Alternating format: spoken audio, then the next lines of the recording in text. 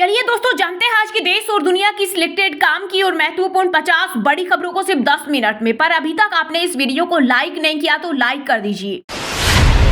वित्त मंत्रालय ने केंद्र सरकार के कर्मचारियों को दिवाली के मौके पर 2023-24 के लिए एडहोक बोनस देने का किया ऐलान। केंद्रीय अर्धसैनिक सशस्त्र बलों सहित लाखों सरकारी कर्मियों को मिलेगा 6,908 रुपए का बोनस। इसके तहत सभी पात्र कर्मियों को 30 दिन के वेतन जितनी राशि मिलेगी।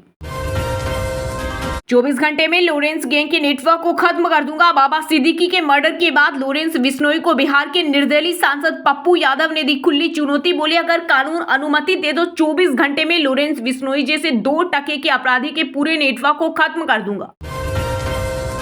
बाबा सिद्दीकी मर्डर का आरोपी बोला, बेटा जिसान भी था, टारगेट ऑर्डर था, जो मिले उसे गोली मार दो। कुर्ला में ठहरे थे शूटर्स, वहीं साजिश रची। यूपी के बहराइच में मूर्ति विसर्जन यात्रा के दौरान दो समुदायों के बीच विवाद, एक युवक की मौत। इंटरनेट बंद मामले में 25 गिरफ्तार, एसएचओ और चौकी प्रभारी सस्पेंड। सीएम योगी बोले, माहौल बिगाड़ने वाले नहीं बचेंगे। जम्मू कश्मीर में 6 साल बाद नई सरकार के गठन से पहले राष्ट्रपति शासन हटा। 2018 में पूर्व मुख्यमंत्री महबूबा मुफ्ती के इस्तीफे के बाद लगा था उमर अब्दुल्ला बडगाम सीट छोड़ेंगे। सलमान खान को बिश्नोई समाज से माफी मांग लेनी चाहिए। बाबा सिद्दीकी हत्याकांड के बाद पूर्व बीजेपी सांसद हरनाथ सिंह यादव ने बॉलीवुड अभिनेता को दी सलाह। तो कांग्रेस बोली, बीजेपी एक अभिनेता की सुरक्षा नहीं कर पाई तो आम जनता की कैसे कर पाएगी।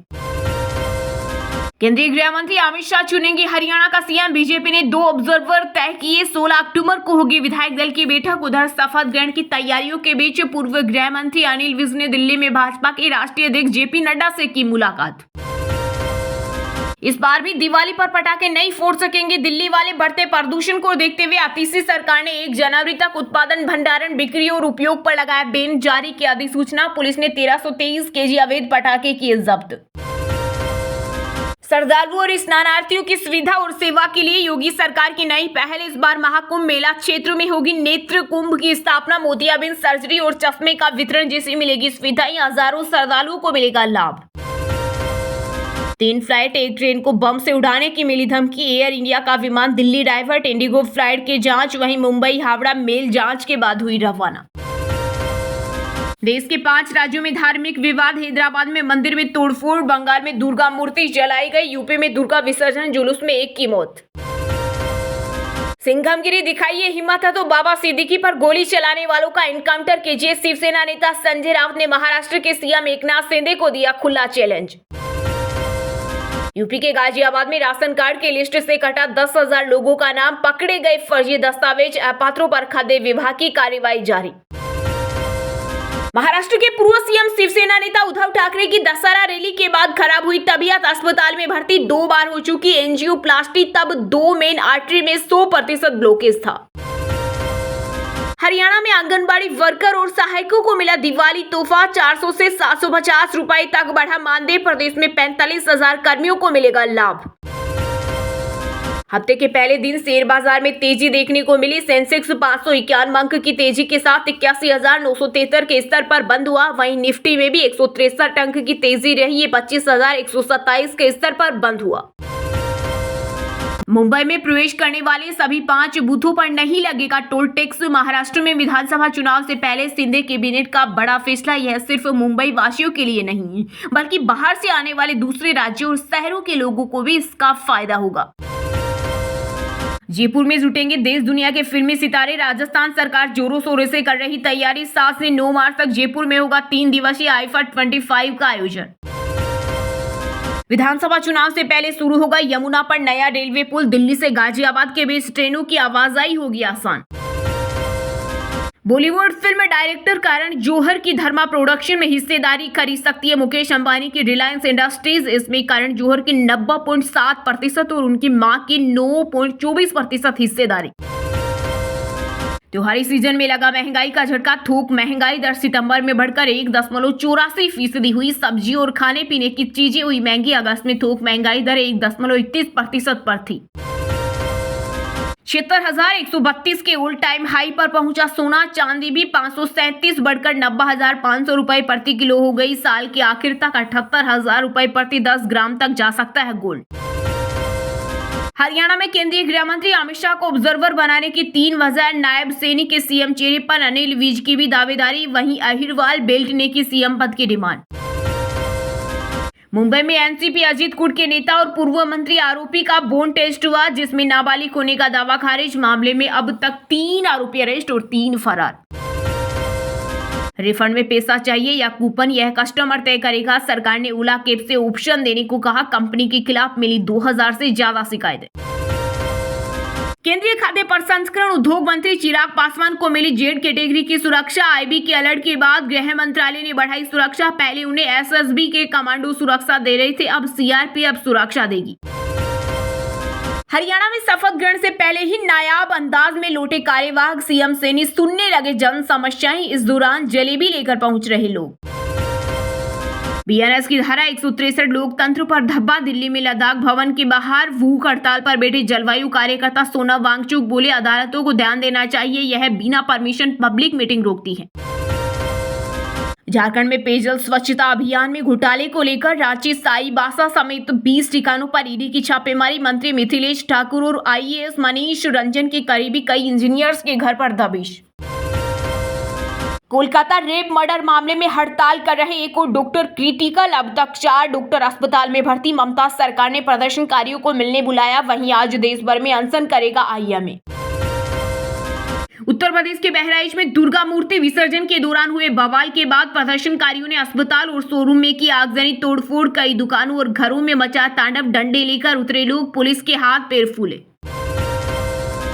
जनता को विश्वास में लेकर हिंसा रोके, दोषियों पर सख्त कार्रवाई हो। बहराइच बवाल पर कांग्रेस नेता प्रियंका गांधी ने सीएम योगी से की अपील। वहीं यूपी के डिप्टी सीएम केशव प्रसाद मौर्य ने कहा, दोषियों को सख्त सजा दी जाएगी और पीड़ितों को मिलेगा न्याय।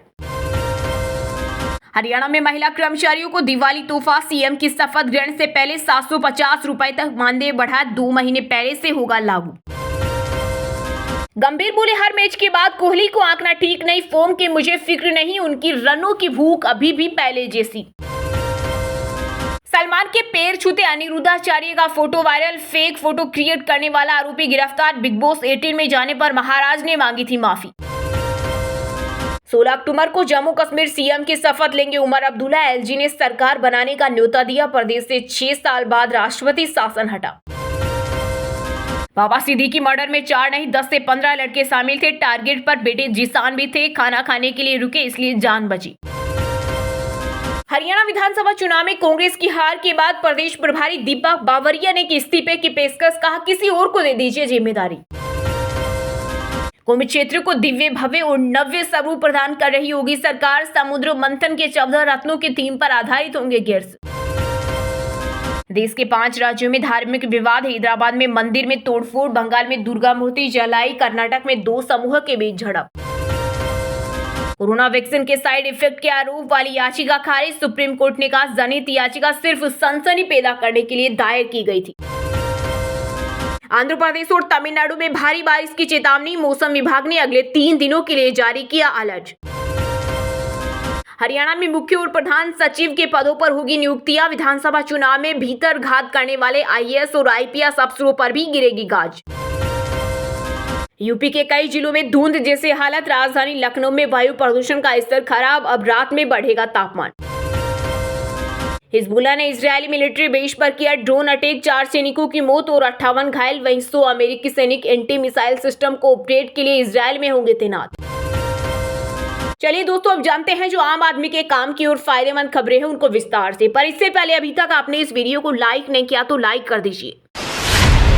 वित्त मंत्रालय ने केंद्र सरकार के कर्मियों को दिवाली के मौके पर 2023-24 के लिए एड होक बोनस देने का किया ऐलान। केंद्रीय अर्धसैनिक सशस्त्र बलों सहित लाखों सरकारी कर्मियों को मिलेगा 6,908 बोनस। इसके तहत सभी पात्र कर्मियों को 30 दिन के वेतन जितनी राशि मिलेगी।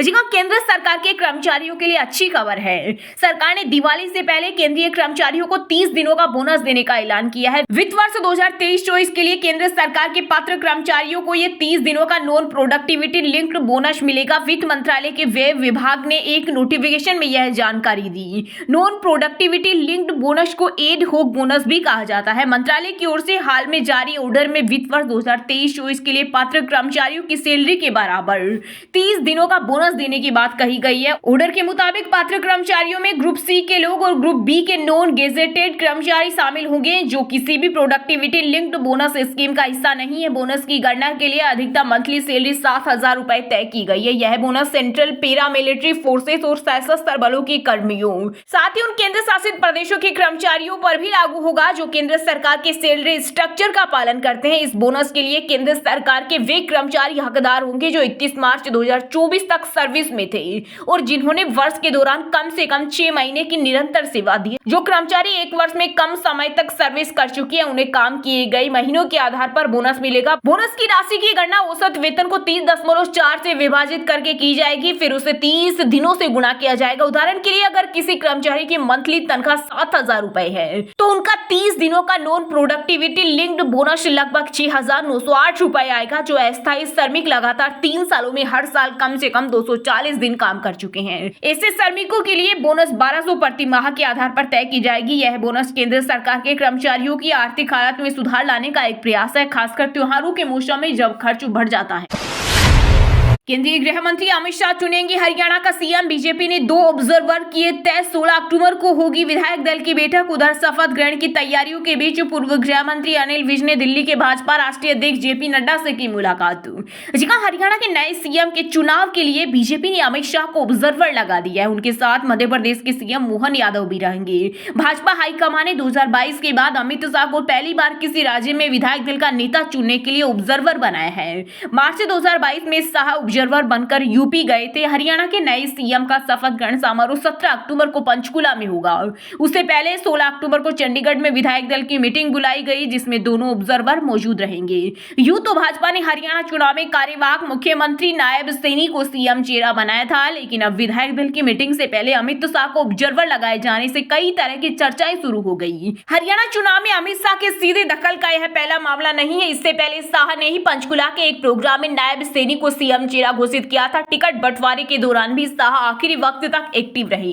दरअसल विधायक दल की मीटिंग में नायब सैनी के दोबारा सीएम बनने में कोई पेंच नहीं है, तो वह अंबाला केड़ से 7वीं बार एमएलए बने अनिल विज हैं। विज चुनाव प्रचार के दौरान दावा ठोक चुके हैं कि वह सीनियर है। इस आधार पर वे इस बार मुख्यमंत्री पद का दावा करेंगे। विधायक दल की मीटिंग में विज अगर सैनी के नाम के खिलाफ हुए तो फिर शाह को उन्हें संभालना होगा। वहीं सीएम चेहरे को लेकर दूसरा मुद्दा अहिरवाल बेल्ट का है। यहाँ से इस बार बीजेपी ने 11 में से 10 सीटें जीती। अहिरवाल बेल्ट से लगातार मांग उठ रही है कि वहां से सीएम चेहरा होना चाहिए। केंद्रीय राज्य मंत्री राव इंद्रजीत कह चुके हैं कि उन्होंने अपना काम कर दिया, अब पार्टी को ध्यान देना चाहिए। साथ ही राव इंद्रजीत अहिरवाल बेल्ट से 2 से 3 मंत्री पद की मांग कर रहे थे। ऐसे में योग्य व्यक्ति मंत्री पद से न चुके और इसके विरोध में किसी तरह की बड़ी कंट्रोवर्सी न हो, इसे शाह मैनेज करेंगे। उधर शपथ ग्रहण की तैयारियों के बीच पूर्व गृह मंत्री अनिल विज ने दिल्ली में भाजपा के राष्ट्रीय अध्यक्ष जेपी नड्डा से मुलाकात की। वहीं राज्यसभा सांसद किरण चौधरी और उनकी बेटी भाजपा विधायक श्रुति चौधरी ने दिल्ली में उपराष्ट्रपति जगदीप धनखड़ से मुलाकात की।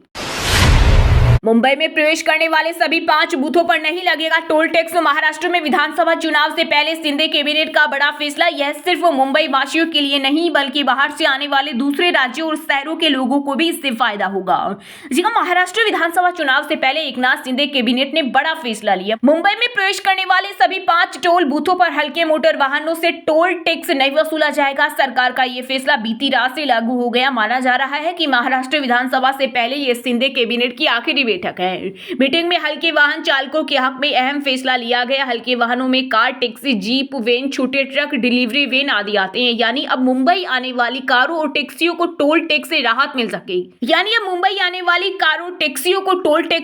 मिल सकेगी। एकनाथ शिंदे कैबिनेट के इस फैसले को विधानसभा चुनाव से पहले मतदाताओं को लुभाने के रूप में देखा जा रहा है। ये फैसला महाराष्ट्र सरकार ने इससे समय में लिया जब किसी भी वक्त विधानसभा चुनाव की तारीखों का ऐलान किया जा सकता है। वहीं इसको लेकर महाराष्ट्र महाराष्ट्र की सिंध सरकार में मंत्री दादाजी भुसे ने कहा, मुंबई में प्रवेश के समय दहीसर टोल, आनंद नगर टोल, विशाली, एरोली और मुलुंड समेत 5 टोल प्लाजा आते हैं। इन टोल पर 45 रुपए और 75 रुपए वसूले जाते हैं। ये 2026 तक लागू था। उन्होंने कहा, रोजाना करीब 3.5 लाख वाहन आते जाते थे। इनमें करीब 70,000 भारी वाहन और 2.80 लाख हल्के वाहन है। लेकिन अब सरकार ने हल्के वाहनों को टोल से छूट देने का फैसला किया। इससे लोगों का जो समय कतारों में लगकर बर्बाद होता था वो बचेगा। भुसे ने कहा, सरकार कई महीनों से इस पर चर्चा कर रही थी और आज ये क्रांतिकारी फैसला लिया गया। दरअसल इस टोल टैक्स को माफ करने की मांग लंबे समय से की जा रही थी। पहले ये मांग महाराष्ट्र नवनिर्माण सेना की तरफ से की गई थी। वहीं पिछले दिनों मुंबई आने वाली गाड़ियों के लिए टोल टैक्स माफ करने की मांग पूर्व मंत्री और शिवसेना यूबीटी के नेता आदित्य ठाकरे ने भी की थी।